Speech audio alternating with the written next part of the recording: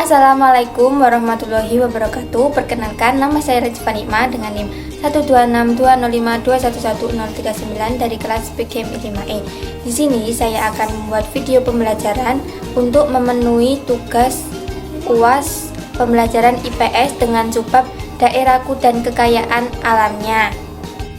Assalamualaikum warahmatullahi wabarakatuh.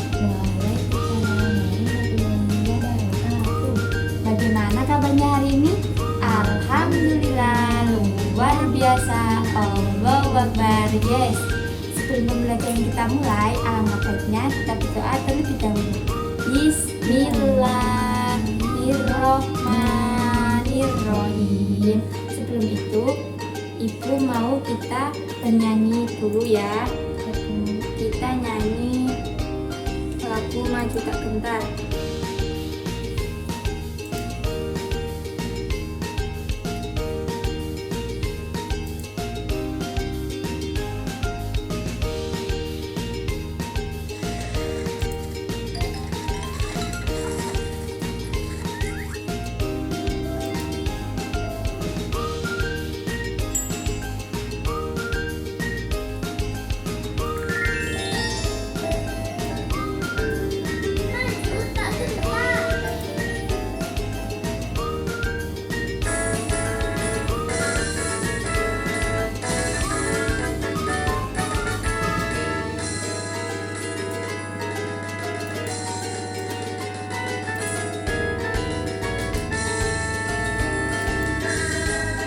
Tak gentar membela yang benar, maju tak gentar kita diserang, maju serentak menyusukan merah, maju serentak tentu kita menang.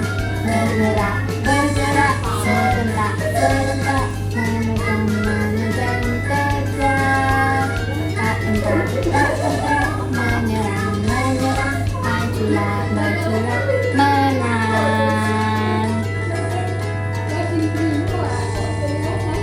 Pinter. Baik, Ibu akan mengecek kehadiran terlebih dahulu. Bella hadir, Isa hadir, pinter, hadir semua.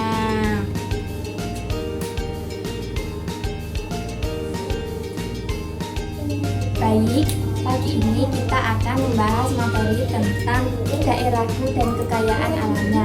Sebelum itu, Ibu mau menampilkan sebuah video pembelajaran. Disimak dulu ya. Kali ini kita akan belajar IPAS kelas 4 bab 5, topik B, daerahku dan kekayaan alamnya.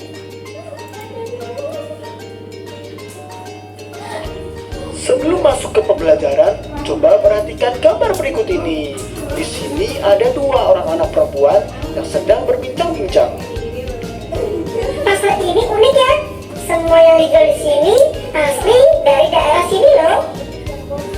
Dan karena dekat juga dengan gunung, daerah kita mudah juga mendapatkan berbagai macam hasil pertanian dan perkebunan. Nah, begitulah perbincangan mereka. Tahukah kalian bahwa setiap daerah di Indonesia memiliki ragam bentang alam yang berbeda-beda? Lalu, tahukah kalian bahwa hal ini pun berpengaruh terhadap potensi sumber daya yang dimiliki oleh masing-masing daerah? Kabupaten Bima misalnya memiliki bentang alam yang terdiri dari dataran tinggi, dataran rendah, dan beberapa daerahnya berbatasan langsung dengan laut. Kabupaten Bima memiliki bawang merah yang dapat tumbuh dan berkembang dengan baik karena memiliki curah hujan yang sangat rendah. Bambu juga termasuk sumber daya alam yang banyak dimanfaatkan. Contohnya perabotan rumah tangga, perabotan dapur, dan dinding rumah terbuat dari bambu semuanya. Bukan hanya itu, bambu juga digunakan untuk sebagai alat musik.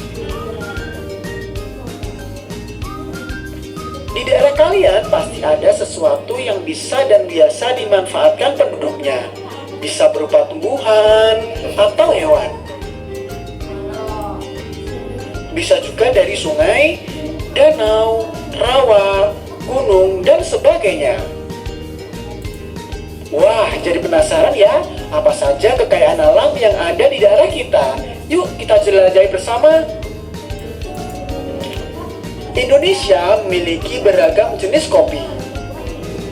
Ada kopi Aceh Gayo, kopi Toraja, kopi Papua Wamena, kopi Kintamani Bali, kopi Flores Bawaja, kopi Java Ijen Raung, kopi Rangsang Meranti Riau, dan masih banyak lagi.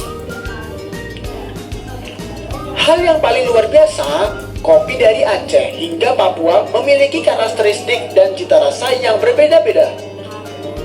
Wah, bagaimana bisa? Ternyata hal ini dipengaruhi dari tanah serta ketinggian tempat kopi tersebut ditanam. Tidak hanya tumbuhan, ternyata beberapa hewan pun memiliki lingkungan-lingkungan tertentu untuk tumbuh dan berkembang biak. Itu sebabnya di beberapa daerah kita mudah menemukan ikan mas, tetapi di daerah lainnya kita hanya menemukan ikan bandeng. Lalu, bagaimana suatu daerah tetap menyediakan produk-produk yang tersedia dari kekayaan alam daerahnya? Kita dapat mendatangkan yang kita butuhkan dari daerah lain loh. Begitupun sebaliknya. Bahkan kita juga dapat mendatangkan dari luar negara Indonesia. Begitupun sebaliknya. Yaitu dengan cara menggunakan layanan jasa pengiriman yang ada di Indonesia ataupun yang ada di luar negeri. Nah, dengan melihat video ini, apa yang sudah kalian pelajari? 1. Potensi kekayaan alam di sebuah daerah bergantung pada bentang alamnya. 2. Suatu daerah dapat mendatangkan kekayaan alam dari daerah lainnya untuk memenuhi kebutuhan daerahnya. 3. Pengelolaan kekayaan alam yang bijak dapat membantu mempertahankan keberadaan hingga generasi berikutnya. Nah, itulah dia materi pembelajaran tentang potensi kekayaan alam di daerah masing-masing.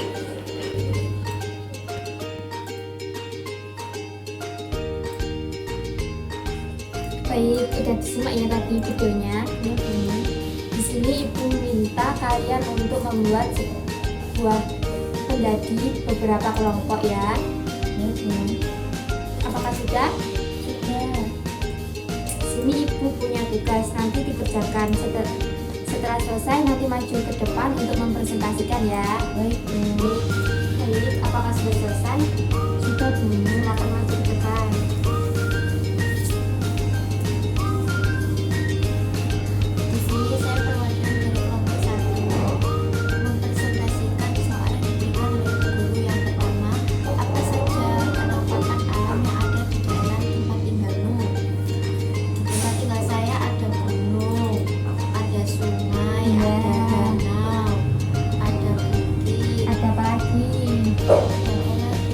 Ada sawahnya?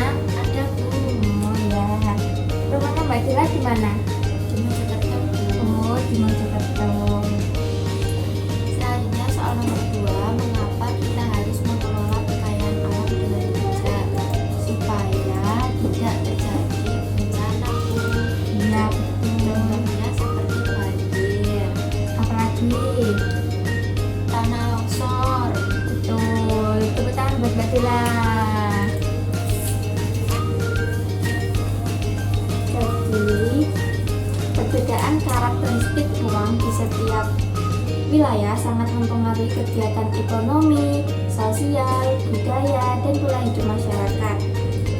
Berikut ada beberapa pengaruh penampakan alam terhadap potensi kekayaan alam di suatu daerah. Yang pertama yaitu pegunungan, yang kedua dataran rendah, yang ketiga pantai dan laut, yang keempat itu sungai, terus yang kelima danau dan waduk.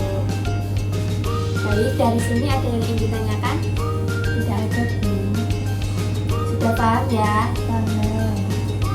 Baik, kalau sudah paham, Ibu kasih tugas rumah buat dikerjakan di rumah. Ini ya, besok di bawah terus dikerjakan. Sebelum pembelajaran kita tutup, alangkah baiknya kita berdoa terlebih dahulu. Alhamdulillahirabbil alamin. Apabila ibu ada salah, ibu mohon maaf. Ibu akhiri, wassalamualaikum warahmatullahi wabarakatuh.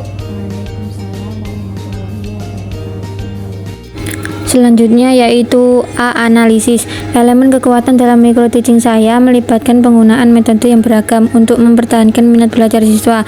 Selain itu, juga menggunakan media pembelajaran berupa video interaktif untuk meningkatkan minat dan semangat belajar siswa. Kelemahan micro teaching saya yaitu lupa untuk menanyakan soal pertanyaan pemantik di awal pembelajaran.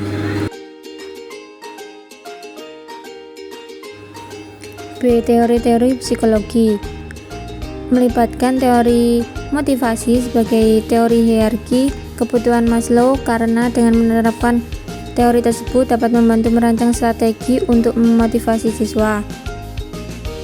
C. Pendekatan. Dalam micro teaching ini saya menggunakan pendekatan inquiry. Dengan ini siswa akan lebih paham dengan materi yang diajarkan dan bisa berpikir secara logis, kritis, dan inovatif. Analisis untuk mencari dan menemukan sendiri jawaban dari masalah yang ditanyakan, dan teknik pada sesi tanya jawab bertujuan agar siswa berpartisipasi aktif dalam proses pembelajaran. Dalam micro teaching ini, guru berperan penting dalam proses pembelajaran dalam kelas. Guru dituntut harus bisa mengajak peserta didik menjadi aktif, berpikir kritis, logis, dan mempunyai jiwa semangat belajar. Sekian dari saya. Wassalamualaikum warahmatullahi wabarakatuh.